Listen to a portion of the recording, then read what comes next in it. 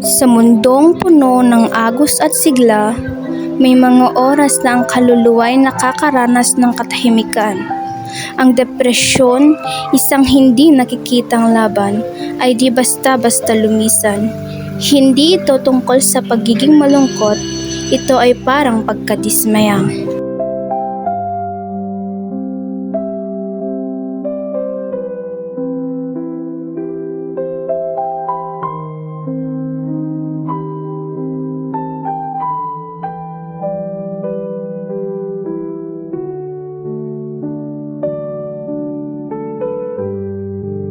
Sa bawat araw, may mga taong tila kayang pagtagumpayan ang mga pagsubok, ngunit sa kabila ng ngiti ay may tinatagong sugat.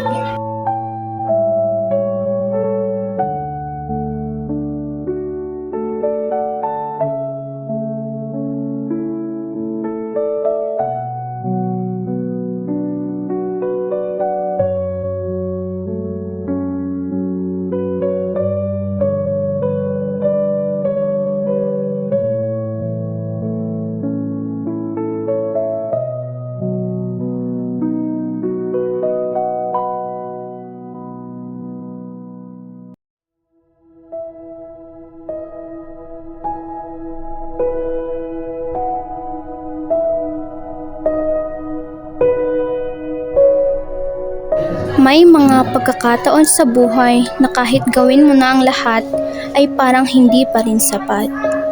Ang bagsak na marka sa pagsusulit ay parang isang mapait na paalala ng mga pangarap mo ay malayo pa. Ang mababang marka ay hindi lang bilang sa papel, kundi isang mabigat na daladala sa puso't isipan. Siya ay katulad ng marami sa atin na nagsusumikap, ngunit sa kabila ng lahat ng pagsisikap, nagiging mahirap na makita ang liwanag na nasa dulo ng madilim na daan.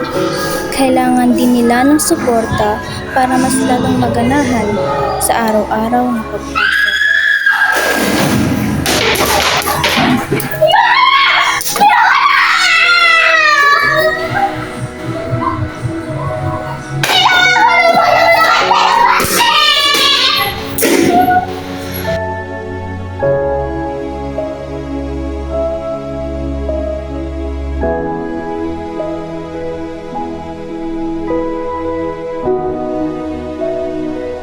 Huwag hahayaang pag-iisa at lungkot ang tumapos sa iyong buhay.